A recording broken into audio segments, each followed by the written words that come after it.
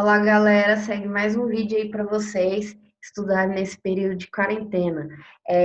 Lembrando que a gente vai ver uma série de revoluções que vão modificar a face do mundo. São revoluções nos mais diversos âmbitos. A gente teve uma revolução no âmbito intelectual, que foi o movimento iluminista.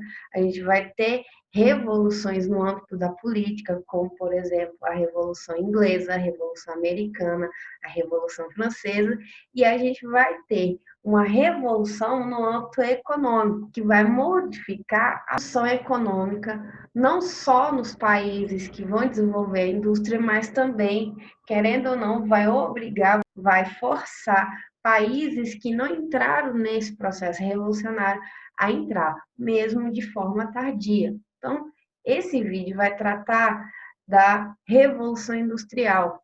O título está em plural, as revoluções industriais, porque a gente pode dividir a Revolução Industrial em 4 fases. A primeira fase é a primeira Revolução Industrial, que vai acontecer na Inglaterra.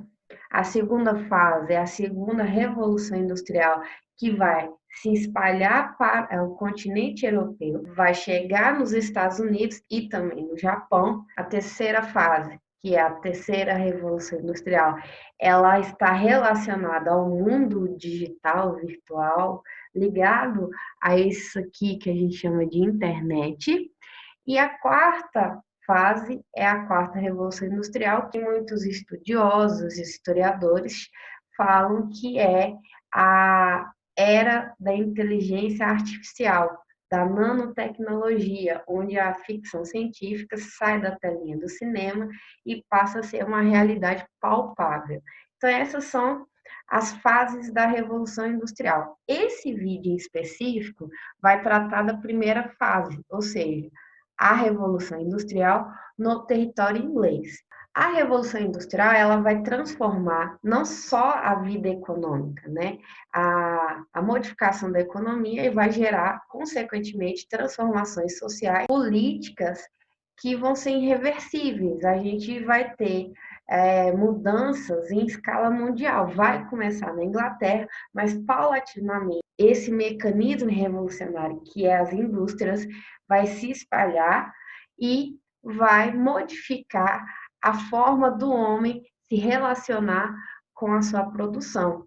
Então, aqui tem um quadro que representa esse processo de transformação do sistema de produção. O artesanato é a forma mais antiga de produção. E o que acontece? Isso é uma prática individualizada, onde o sujeito ele faz todo o processo, ou seja, o produtor, né, responsável pelo artesanato, ele vai atrás da matéria-prima, ele monta o produto, ele vende o produto. Quer um exemplo do que é um artesanato? Todo mundo já ouviu falar de Pinóquio, né? Pelo amor de Deus, o menino de madeira que queria se tornar um menino de verdade.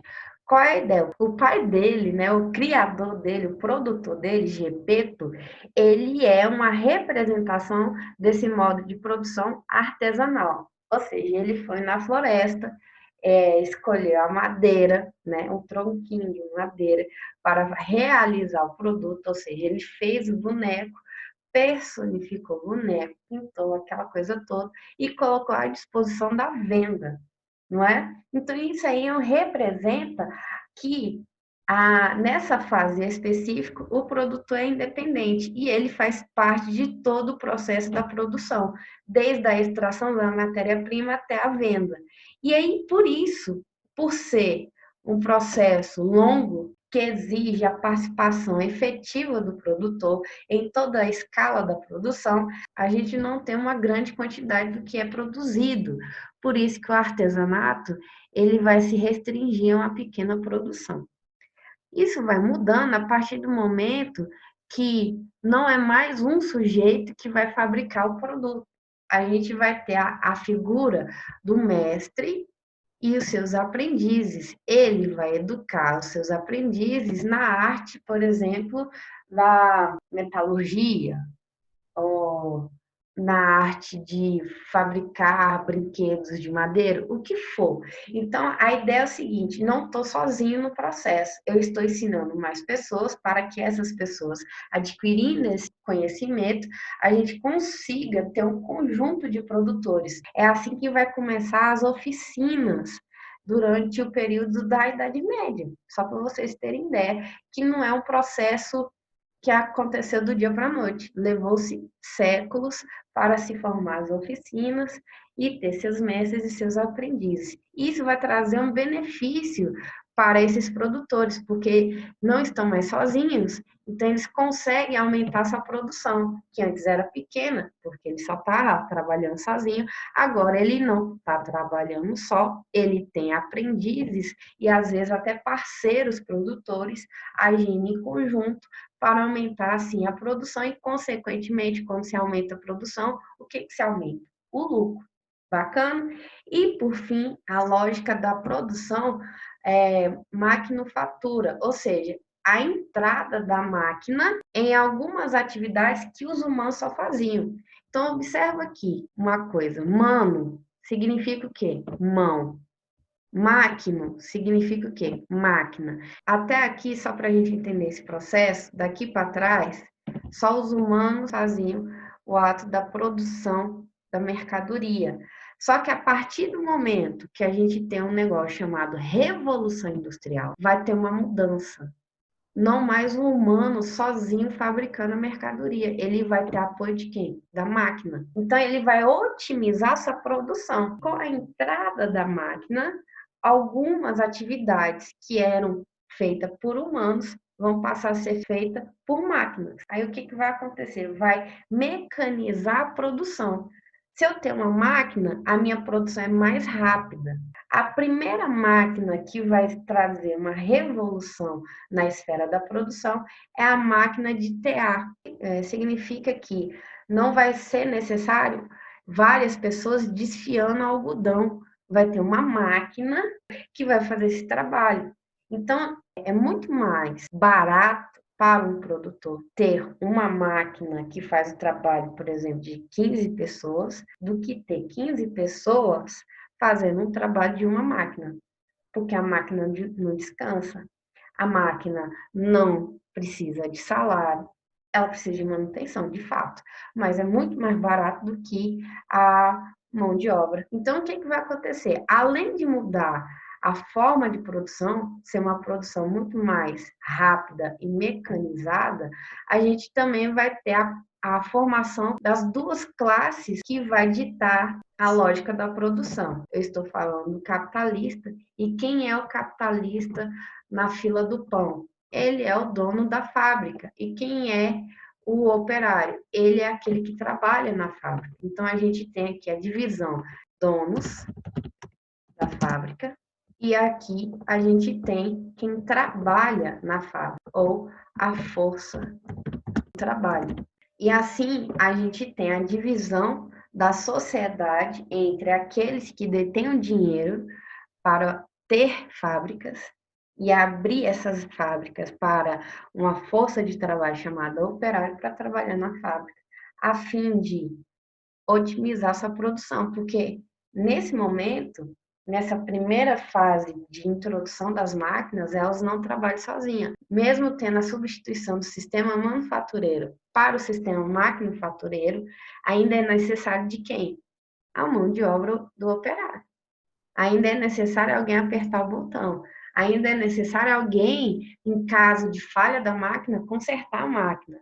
A gente tem que entender esse movimento da substituição, ela vai trazer o aumento do desemprego. Bacana? Mas isso aqui foi altamente revolucionário. Você sair de uma situação artesanal, individual e de pequena produção para um conjunto de produtores que vão fazer oficinas, operar em conjunto para aumentar sua produção, para depois, com a introdução da máquina, otimizar, mecanizar essa produção a fim de obter muito mais lucro, e aí a gente vai ter, de fato, a composição das duas classes sociais que vão ditar a, a divisão das funções dentro de uma sociedade industrializado. O capitalista, que detém a fábrica, detém os meios de produção, e o operário, que é a força de trabalho dentro dessas fábricas. Porque o dono, ele não vai trabalhar mais na fábrica. Ele vai pagar para alguém trabalhar. Beleza? Então, vamos entender como foi o processo revolucionário na Inglaterra. É bom lembrar que a Inglaterra ela vai acumular capital, né, riquezas, através do mercantilismo. Ou seja, no final da Idade Média, início da modernidade, através das grandes navegações, mesmo que de forma tardia, porque os pioneiros do processo de expansão marítima foram os portugueses e espanhóis, a Inglaterra saiu, atrasadinha, mas saiu, e eles vão também usar o colonialismo, ou seja, conquistar novas terras, ocupar e escravizar os povos nativos daquela região e extrair as suas riquezas, seja elas agrícolas ou de metais preciosos, a fim de acumular capital. A primeira forma de acúmulo primitivo de capital, a coroa inglesa vai recorrer é a pirataria. Por isso que eu coloquei aí o meme do Jack Sparrow. Por quê? Muitos piratas, eles trabalhavam para estados. E esses piratas, eles vão dividir o lucro do saque, né, do roubo que eles vão fazer, com a coroa que tem parceria com eles. Esses piratas ficaram conhecidos como corsários, ou seja, piratas a serviço de um Estado. E a Inglaterra vai ser pioneira, velho, nesse processo da pirataria para fim de acúmulo primitivo de capital. Era necessário, digamos assim, recorrer a outras atividades rápidas para obter esse lucro de forma rápida, para não ficar atrás no processo das grandes expansões marítimas. Bacana? Então, esse dinheiro conquistado através de uma parceria com piratas e, posteriormente, com o uso do colonialismo e outras práticas como o comercialismo marítimo, a Inglaterra vai ter dinheiro suficiente para investir no desenvolvimento tecnológico voltado para otimizar sua produção, ou seja, no setor industrial. Outro aspecto importante é que a Inglaterra modernizar suas estruturas rurais, ou seja, a gente tem que lembrar de um movimento muito importante para a gente não ficar perdido. Então, tome nota disso e preste atenção no que eu vou falar agora. Uma das características mais importantes que vai, de fato, dar um fortalecimento no setor industrial inglês foram as práticas dos cercamentos dos campos. O que isso significa? Aí a gente tem que lembrar do contexto medieval. Vamos lá. Isso aí é conteúdo do primeiro ano, mas é necessário para vocês entenderem essa transformação, essa modernização da estrutura rural. Na Idade Média, a gente tem a figura do senhor feudal, que é o cara responsável pela administração da terra, pela organização da colheita e pela distribuição dos tributos para a coroa, para o suzerano, para o rei. Então, o que acontecia? Na Idade Média, vai acontecer um processo de ruralização da sociedade europeia. O pessoal vai sair das cidades e vão formar feudos, que são uma organização rural, principalmente, visava a proteção das pessoas, porque muita gente estava à mercê das invasões ou dos árabes pelo sul, né, pelo mar Mediterrâneo, ou pelos vikings pelo norte. Por que isso é importante? Porque a invasão desses dois povos, não são os únicos, mas são os que se destacam no período medieval, vai fazer com que a população corra para o interior das suas regiões, fuja dos grandes centros urbanos e desenvolva uma lógica de sociedade ruralizada. Só que dentro do feudalismo, quem é que tem a posse da terra? É o suzerano. Ele distribui a terra dele para os vassalos, ou representantes do clero, que é a igreja, ou representantes da nobreza, que são os senhores feudais.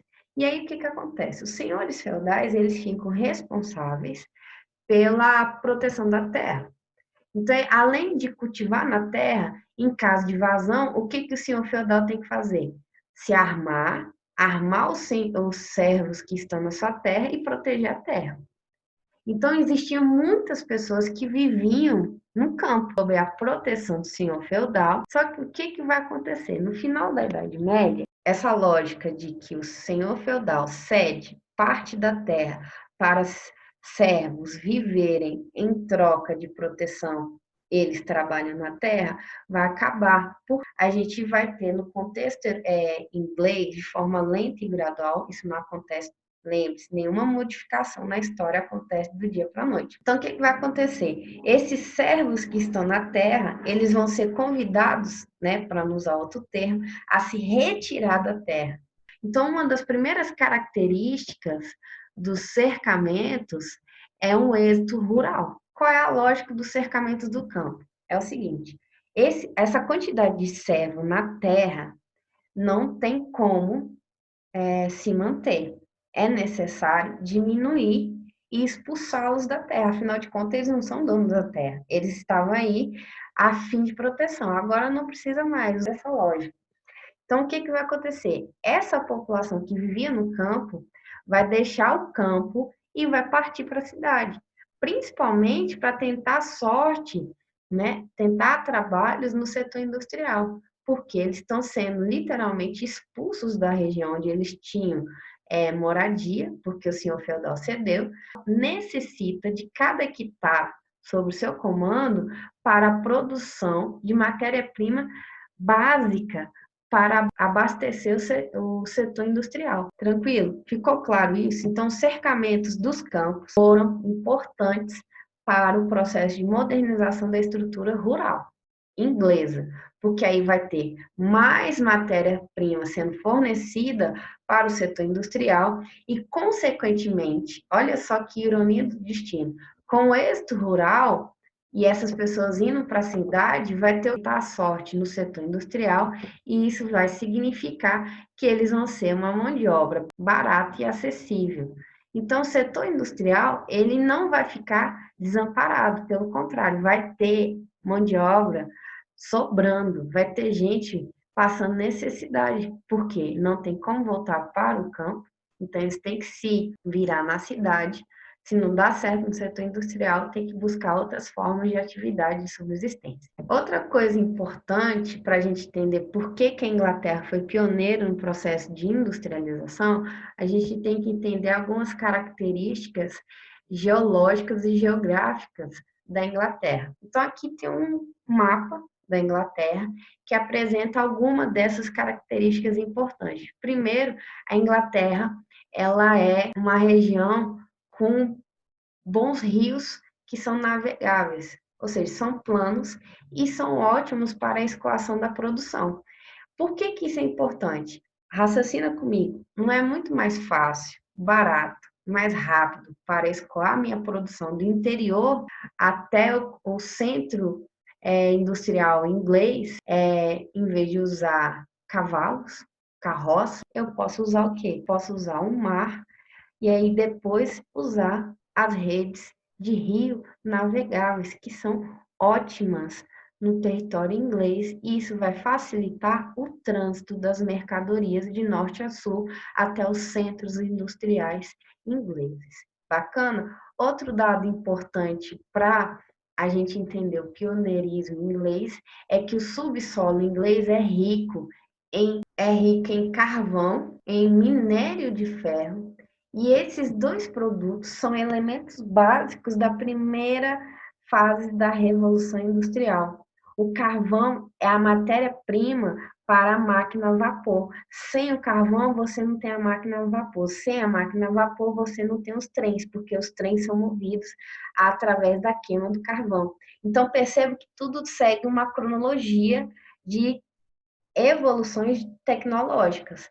Então, opa, o território é rico em carvão. O que eu posso fazer com esse carvão a fim de otimizar a produção? Aí começaram os experimentos, as invenções, e uma das mais importantes nessa época é a máquina a vapor. O minério de ferro também vai ser importante porque o ferro vai ser um elemento básico na indústria. Uma indústria moderna, né? Para a época, a gente está aqui falando no final do século XVIII, é uma indústria que tem minério de ferro, é uma indústria que trabalha com ferro. Então, isso vai fazer com que a Inglaterra desenvolva essa indústria de forma muito mais rápida do que outros países. E, por fim, só para a gente finalizar esse tópico de benefícios geográficos e geológicos, a Inglaterra é uma ilha. Por que isso vai ser importante? Ela vai estar isolada das tretas que estão acontecendo aqui, ó, no continente. O isolamento geográfico natural da Inglaterra vai permitir que ela tenha estabilidade interna. Vai permitir que ela arrume a casa, isso vai acontecer depois da Revolução Inglesa, porque é a partir da Revolução Inglesa que a Inglaterra vai focar no desenvolvimento industrial de forma muito mais otimizada, muito mais incisiva, porque a burguesia, que é a classe por trás do processo de industrialização, ascendeu ao parlamento inglês através da Revolução Gloriosa. Agora eles têm voz no parlamento e vão fazer as mudanças necessárias para atingir seu objetivo econômico, que é o lucro. E eles vão desenvolver políticas que vão favorecer a industrialização na Inglaterra. Ou seja, ser uma ilha nesse momento é muito bom, porque enquanto os outros países estão em contextos bélicos de formação, ou guerra civil, ou mesmo intrigas entre eles, a Inglaterra está quietinha aqui desenvolvendo essa indústria. Como eu falei no slide anterior, a ascensão da burguesia no parlamento inglês foi de extrema importância. Então, a gente tem uma cronologia das revoluções. Primeiro, foi necessária uma revolução de ordem política, ou seja, o fim do absolutismo no território inglês e a implementação de uma monarquia parlamentar vai permitir que a burguesia ascenda ao poder e vai conseguir estabelecer investimento e vai abrir empréstimo para inventores. É necessário investir para que eles produzam técnicas que possam alavancar, ou seja, otimizar o setor industrial do país. Para isso, é necessário dinheiro. E quem vai possibilitar a abertura de investimentos, abertura de empréstimo para esse setor de inventos tecnológicos é o parlamento. E isso só foi possível graças à presença da burguesia no parlamento inglês. Beleza?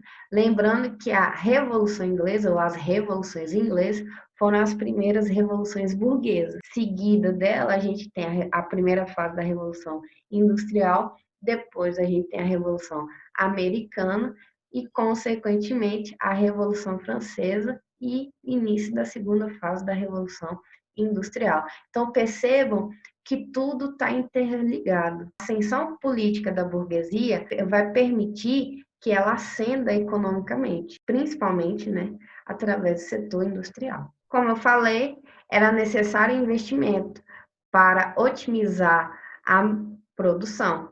A invenção mais importante da primeira fase da Revolução Industrial, que foi uma ideia de James Watt, que é a máquina a vapor. Essa lógica de usar o carvão, aquecê-lo para gerar movimento em um protótipo seja gerado em um trem. Ele vai ter condições de fazer uma revolução no campo do transporte. Antes, basicamente, o escoamento da produção na Inglaterra ou se dava por meio de carroças ou se dava por meio de navios à vela. Foi a partir da máquina a vapor que foi possível o desenvolvimento dos primeiros trens. E aonde foi? Na Inglaterra. Tanto é que quem é que vai levar um meio de transporte chamado locomotiva para o mundo inteiro são empresários, ou seja, são burgueses ingleses que vão levar essa ideia genial, revolucionária, de escoar sua produção por meio de uma locomotiva movida a carvão, a queima de carvão, e também facilitar, sabe o quê? O tráfico da mão de obra. Porque dependendo de onde o sujeito mora, fica longe da fábrica. Ah, eu moro longe e vou me atrasar, o que que vão fazer? O que que vai acontecer? E isso não vai acontecer só na Inglaterra. Isso vai ser, obviamente, vai se iniciar na Inglaterra e vai ser uma prática que vai ser copiada por outros países. O que vai acontecer? Os industriais, para evitar essa desculpa do operário, cheguei atrasado porque eu moro longe, o que vai acontecer? Ao lado das grandes indústrias vai se construir de forma desordenada os bairros operários. Então, o operário já mora, essa é a ideia, o operário vai morar próximo da onde trabalha. Regiões onde tem grandes centros industriais vão desenvolver essa ideia de bairros industriais. A produção não para, porque o operário chegou atrasado, mas, ao mesmo tempo, isso não significa que essas pessoas vão ter uma condição digna de vida. A máquina a vapor vai ser muito revolucionária, porque ela vai possibilitar o desenvolvimento dos trens e também dos navios movidos a vapor. Não mais a vela. Então, o vapor é muito mais rápido que a vela, porque eu não preciso de condições climáticas naturais para eu aumentar a minha velocidade. Eu tenho carvão e eu queimo e eu obtenho a velocidade que eu bem entender. Ficou claro isso? Para finalizar, aqui tem algumas características principais da primeira fase da Revolução. Olhe os anos, 1760 até 1860, é a primeira fase da Revolução Industrial. Ela vai acontecer unicamente na Inglaterra, porque a Inglaterra está desenvolvendo as técnicas e as indústrias, e depois ela vai vender esse tipo de tecnologia industrial, a fim também de obter riqueza. A energia é a energia a vapor, através da queima do carvão. Então, veja aí a importância da máquina a vapor, porque através dela a gente vai ter a base do desenvolvimento industrial na primeira fase. O combustível básico era o carvão, então havia muita atividade de extração de carvão do subsolo inglês nessa época. O elemento básico da indústria vai ser o ferro, e a gente pode dizer que essa fase é a fase do capitalismo industrial concorrencial. O que isso significa? Vamos entender. Cada dono de fábrica está concorrendo entre si. Então, o capitalismo ele está associado às indústrias e está associado ao processo de concorrência entre essas indústrias. Observe, eu não estou falando que é uma lógica de concorrência dentro de toda a sociedade inglesa, não. A lógica de concorrência vai ocorrer entre os donos de indústria. Então, raciocina aqui comigo. Eu sou dona de indústria de tecido. Você aí também é dono de indústria de tecido. Então, o que a gente vai fazer? Eu quero que a população consuma meus produtos. Você quer a mesma coisa. Então, o que a gente vai fazer? A gente vai concorrer. Eu vou ter que investigar o preço dessa mercadoria e vou ter que balancear a tabela do meu preço conforme for a flutuação do seu. Eu vou tentar melhorar a produção das minhas mercadorias para eu falar assim, meu produto é melhor porque o material é de melhor qualidade. Então, isso tudo vai gerar uma lógica de concorrência, de rivalidade entre os industriais.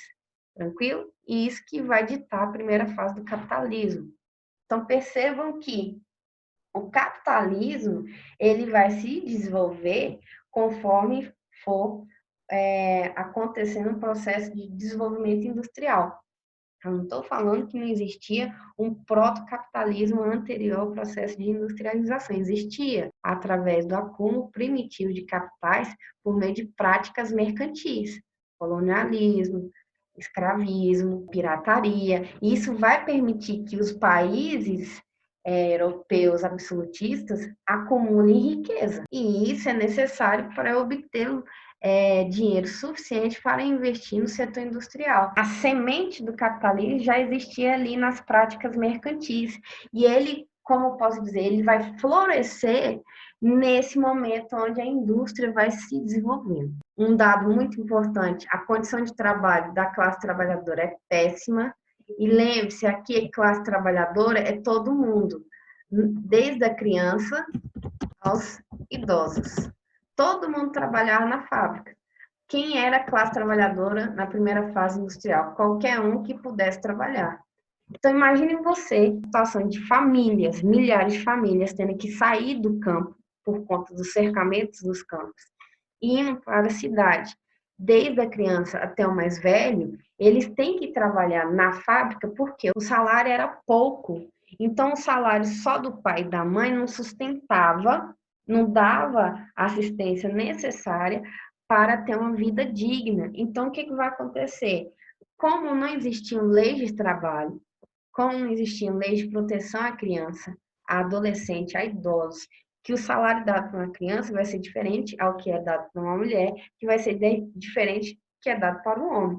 Quem recebia, entre aspas, o melhor salário era o homem. O idoso também vai receber um salário diferente. Então, perceba, de acordo com a sua idade, de acordo com o seu sexo, você vai receber determinado valor. E isso vai determinar desigualdade dentro da classe trabalhadora e também a exploração, porque a gente vai ter uma exploração da mão de obra infantil, de uma vida indigna, ela não tem acesso à educação. Então, para ajudar a sua família, para ter um mínimo para sobreviver, ele vai ter que ir para a fábrica, junto com a mãe, junto com o pai, junto com os irmãos, com os avós, o que for, para obter um mínimo de sobrevivência digna.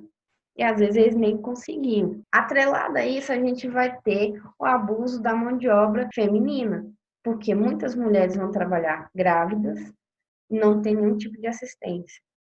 E mais, muita gente acabava perdendo o dedo ou a mão na máquina, né? Porque o processo de manuseio das máquinas, nem todo mundo está acostumado e às vezes perde o controle do movimento e acaba perdendo um membro nesse processo, o que acontecia demais nessa época, até porque é uma inovação. Não havia o costume de manuseio das máquinas, então era necessário ter muito cuidado. Por quê? Se caso acontecesse acidente no trabalho, você não tinha segurança no trabalho, você não tinha medicina no trabalho, você não tinha um INSS na vida para você obter um auxílio do Estado em caso de acidente. Se você sofresse acidente e não tinha mais condição de trabalhar, vaza, irmão. Tem mais gente para entrar. E de fato tinha, porque saíram do campo, foram obrigados a sair, estão à mercê da mendigagem, da prostituição, crime, e vão se submeter a salários indignos dentro de fábrica para ter o básico para sobrevivência. E aqui do outro lado, a gente tem ao contexto histórico de desenvolvimento da primeira fase da Revolução Industrial, para vocês entenderem do que eu estou falando.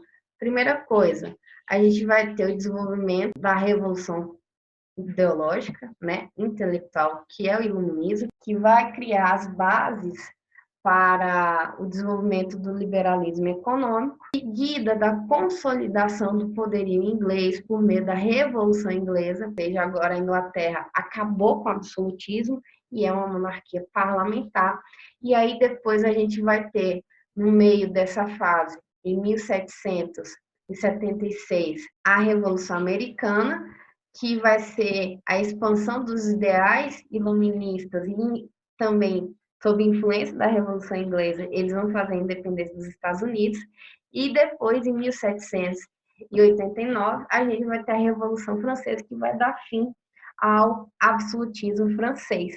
Então, perceba que esse é o contexto do final do século XVIII. E o início do século XIX vai ser o quê? Vai ser a resposta dessa classe trabalhadora que está à mercê de condições indignas de trabalho, indignas de vida, e eles vão começar o quê? A organizar o movimento operário. E aí também vai ter a formação das ideologias de esquerda, e aí entre destaque os vários tipos de socialismo. A gente tem socialismo utópico, socialismo cristão, o socialismo científico e o anarquismo. Aí a gente tem que lembrar também que essa fase é a fase final do domínio de Napoleão no continente europeu, e a gente vai ter a reorganização dos países e de suas fronteiras. Então, perceba que a Inglaterra está lá isolada, geograficamente, desenvolvendo suas indústrias, desenvolvendo seus produtos maquinofaturados, enquanto o continente europeu ele está sofrendo com as invasões, com os processos revolucionários, com as invasões napoleônicas e agora, no início do século XIX, está se remodelando. E quem vai ajudá-los nesse processo de reconstrução, obviamente, é quem? Os ingleses. Então é isso, seres humanos. Lembrando que, como a Charge bem menciona, na primeira fase da Revolução Industrial não há leis trabalhistas. Por quê? Quem ditava o valor do salário, quem ditava quantas horas de trabalho, quem ditava quem trabalhava e quem não trabalhava nas fábricas era o patrão. Não existia interferência do Estado através da elaboração de direitos trabalhistas para mediar a relação entre os operários e os industriais. E é por isso que a organização dos movimentos operários e das ideologias de esquerda são importantes para a formação da consciência coletiva da classe trabalhadora que vai reivindicar seus direitos diante do Estado ou através de processos revolucionários a fim de fazer uma ruptura na sociedade. Beleza? Então é isso aí. Até os próximos vídeos. Bons estudos para todos.